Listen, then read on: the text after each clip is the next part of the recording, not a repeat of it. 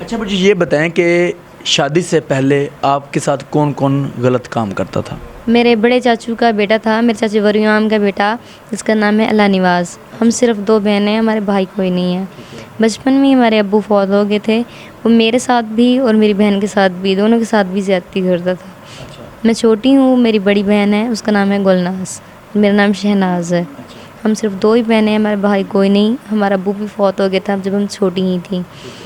تو جب وہ میرے سے زیادتی وغیرہ کرتا تھا، 2 ماہ پریگننٹ بھی تھی، میں انہیں کہتی رہی، میں اپنے چاچو کو بیٹے کہتی رہی، چاچو کو کہتی رہی، سب کو کہتی رہی، لیکن کسی نے میری بات نہیں سنی۔ آپ نے ان کو بتایا کہ میں پریگننٹ ہوں؟ اللہ نواز وہ جس نے وہ پہلے بھی شادی سے پہلے بھی میری اور میری بہن کے ساتھ زیادتی کرتا تھا۔ جب میں نے ان کی باتیں سنی دروازے کے پاس آ کے، تو مجھے میرا ہی شوہر خود میرے کچے کے ڈاکوؤں کو میرے بیچنے کی 7 لاکھ میں بیچنے کی بات کر رہا تھا۔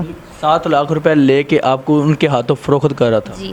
السلام علیکم جی، میرے ساتھ ایک نوجوان لڑکی موجود ہے جس نے گھر سے بھاگ کر شادی کی، اور شادی کرنے کی وجہ یہ تھی کہ چاچو کا بیٹا اور سگا چاچو اس کے ساتھ زیادتی کرتے تھے، اور اس نے سوچا کہ میں گھر سے بھاگ کر شادی کر لوں گی، شاید میری زندگی سیٹ ہو جائے۔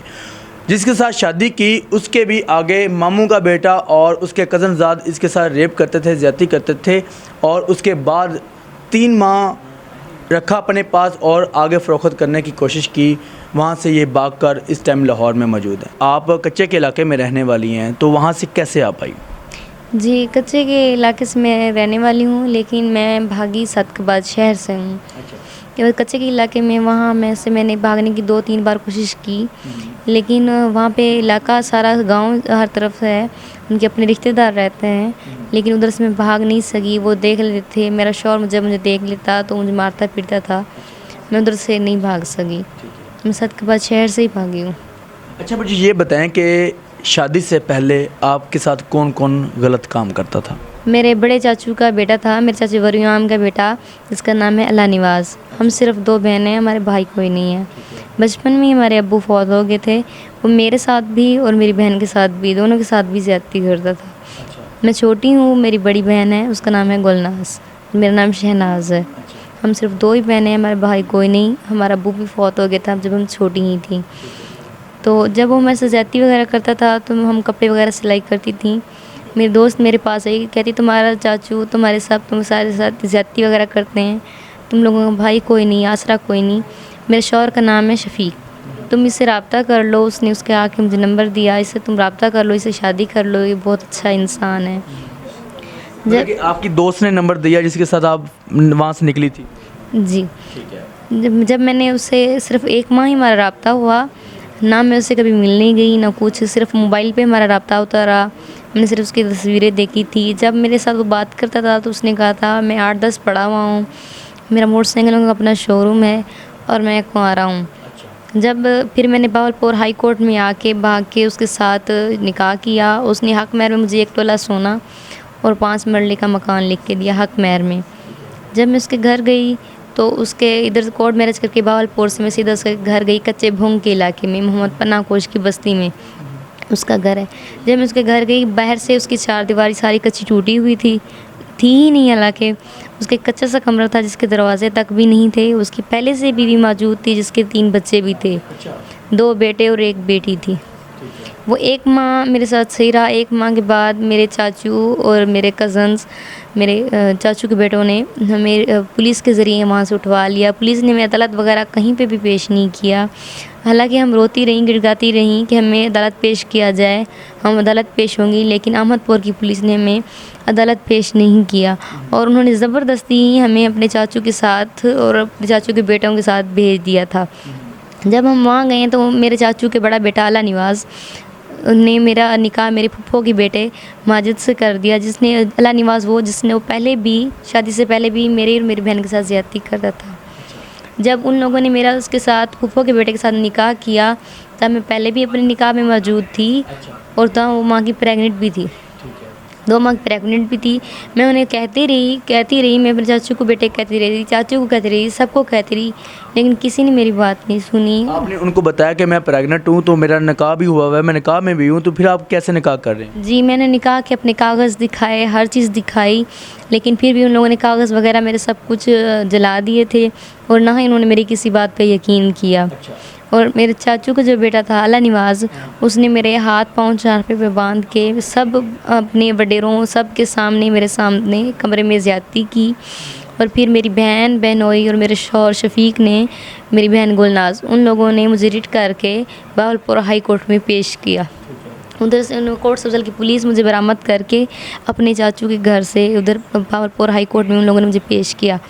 جب میں وہاں پیش ہوئی تو میں نے جج کے سامنے اپنے بیان کیے. میں نے بتایا کہ ان لوگوں نے میرے ساتھ زیادتی وغیرہ کی ہے، میرے چاچو کے بیٹے نے، اور میرا نکاح بھی کیا ہے. تو جج کے آرڈر پہ ہی میرے وکٹوریہ اسپتال میں DNA ٹیسٹ ہوئے. DNA ٹیسٹ ہونے کے بعد ہم بہاولپور صدر تھانے میں گئے.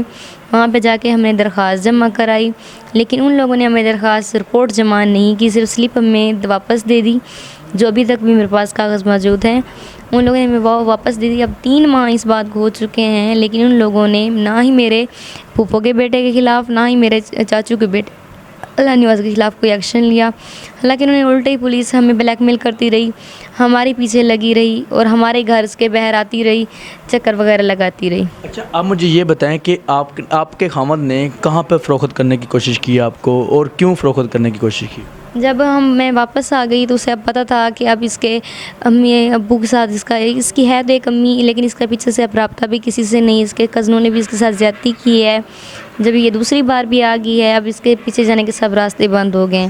جب میں اس سے خرچہ وغیرہ مانگتی تو اختر کوش وڈیرے کے ڈیرے پہ مجھے چھوڑا تھا، اور وہاں پہ اس کا پھوپھی کا بیٹا جانب، اس کا خالہ کا بیٹا رفیق، اس کا خود کا سگا ماموں لطیف اور بابلا، اس کے پاس خود ہی میرا شوہر اپنے ہاتھوں سے خود ہی چھوڑ آتا تھا، جہاں پہ وہ میرے ساتھ زیادتی وغیرہ کرتے تھے.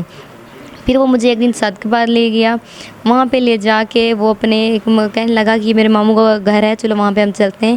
وہاں پہ کوئی عورت کچھ بھی نہیں موجود تھا، صرف ایک اختر کوش وڈیرا تھا، ایک میرا خود شوہر موجود تھا، ایک اس کا ماموں تھا لطیف، اور ایک اس کا خالہ کا بیٹا تھا رفیق، ایک اس کا پھوپھو کا بیٹا تھا جانب، اور 2-3 اور کچرے کے ڈاکو تھے جنہوں نے اسلحہ وغیرہ بھی باندھا ہوا تھا. وہ ایک کمرے میں وہ بیٹھے ہوئے تھے، دوسرے کمرے میں میں بیٹھی ہوئی تھی. جب میں نے ان کی باتیں سنی دروازے کے پاس آ کے، تو وہ مجھے میرا ہی شوہر خود میرے کچرے کے ڈاکوؤں کو میرے بیچنے کی 7 لاکھ میں بیچنے کی بات کر رہا تھا. 7 لاکھ روپے لے کے آپ کو ان کے ہاتھوں فروخت کر رہا تھا؟ جی. جب کہہ رہا تھا پیسے وغیرہ وہ گن رہے تھے، میں نے یہ سب کچھ جب دیکھا تو میں وہاں سے واش روم کا بہانہ کر کے باہر نکلی، وہاں سے بھاگی. کیونکہ گاؤں سے میں نکلنے کی کئی بار کوشش کی لیکن نہیں بھاگ سکی، لیکن شہر میں بھاگنے میں کامیاب ہوگی. یہ 26 اگست کی شام کا واقعہ ہے. یہاں پہ شام کے 7:30 بج چکے تھے، مغرب کے اذان کا ٹائم ہو چکا تھا.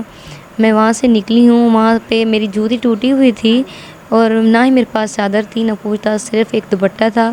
اور وہاں پہ میں بس پہ چڑھی ہوں. مجھے یہ نہیں پتہ تھا کہ بس کہاں جا رہی ہے کہاں نہیں جا رہی. بس یکدم جو بس چل رہی تھی اس میں میں چڑھ کے بیٹھ گئی، کیونکہ مجھے پیچھے سے ان لوگوں کا خوف تھا. جب ہم آدھا راستہ طے کر چکے تھے تو پھر کلینڈر میرے پاس آیا، اور اس نے مجھ سے کرایہ مانگا اور ٹکٹ پوچھی. تو میں نے کہا بھائی میرے پاس نہیں ہے. پھر اس نے کہا اتر جاؤ، لیکن میں نے اس کی منت سماجت کی. وہ یہی سمجھا میری اس ٹائم حالت دیکھ کے کہ شاید یہ کوئی مانگنے والی ہے یا فقرانی ہے، اس لیے وہ خاموش ہو گیا. وہاں پہ بس پہ میں نیچے ہی سو گئی. جب میری صبح آنکھ کھلی تو میں یہاں پہ لاہور موجود تھی. میں یہاں پہ جب آئی نیچے اتری تو میں یہاں پہ آ کے ایک مدرسے میں نے پناہ لی.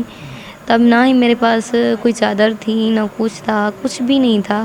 میں صرف ایک دوپٹے میں ہی آئی ہوں یہاں تک. پھر یہاں پر آنے کے بعد میں نے آئی جی صاحب سے ملنے کی کئی بار کوشش کی. 5-6 بار میں گئی ان کے دفتر کے باہر، لیکن باہر سے سیکیورٹی گارڈ دھکے دے کے واپس بھیج دیتے ہیں، ملنے نہیں دیتے. کہتے ہیں آپ لوگ پاگل ہو، منہ اٹھا کے چلے آتے ہو، یہ وہ.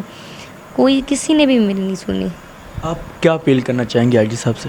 آئی جی صاحب سے میری یہی اپیل ہے کہ میرے دشمنوں کو پکڑا جائے، مجھے انصاف دلایا جائے، اور پولیس محکمہ صحیح کیا جائے، جو ہم غریبوں کی نہیں سنتا لیکن صرف پیسے اور پاور کی سنتا ہے. کیونکہ یہ پولیس محکمے وغیرہ ہر چیز جب ہم غریبوں کے لیے رکھی گئی ہے، جب ہم غریبوں کی مدد ہی نہیں کرتے تو ایسے محکموں کا فائدہ کیا؟